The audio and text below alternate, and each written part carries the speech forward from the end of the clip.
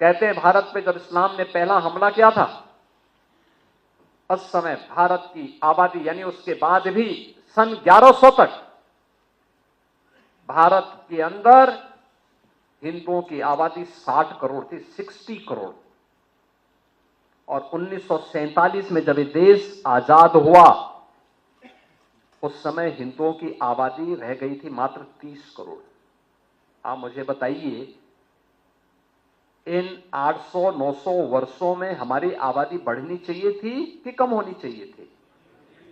कम हुई।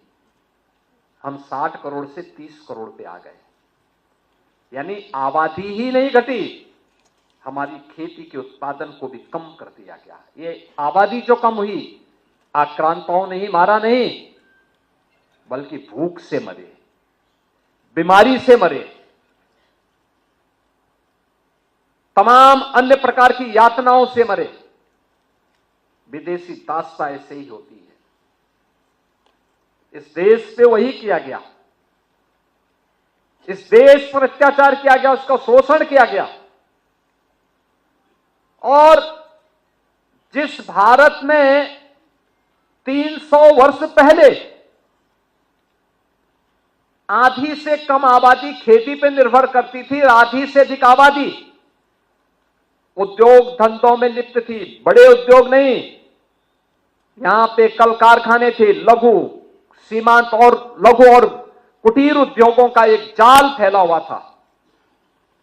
ये भारत की ताकत बनती थी। भारत को उत्पादक देश के रूप में, प्रोडक्शन के रूप में भारत का बेहतरीन उत्पादन दुनिया के मार्केट में छाता था। दुनिया का व्यापारी यहां आता था, यहां से लेके जाता था, यहां से व्यापारियों का काफला अपना सामान पहुंचाता था। क्या नहीं था भारत के पास? सब कुछ तो था। लेकिन जिन लोगों ने जाति के नाम पे बांटा, क्षेत्र के नाम पे बांटा, भाषा के नाम पर बांटा, तमाम वादों के आधार पर बांटा, और आज भी वे उसी विदेशी मानसिकता के साथ काम कर रहे हैं। समाज को विभाजित कर रहे हैं, विभाजन कर रहे हैं, बांट रहे हैं, काट रहे हैं। वे लोग इस स्वदेशी अभियान में भी तमाम प्रकार की उंगलियां उठाएंगे।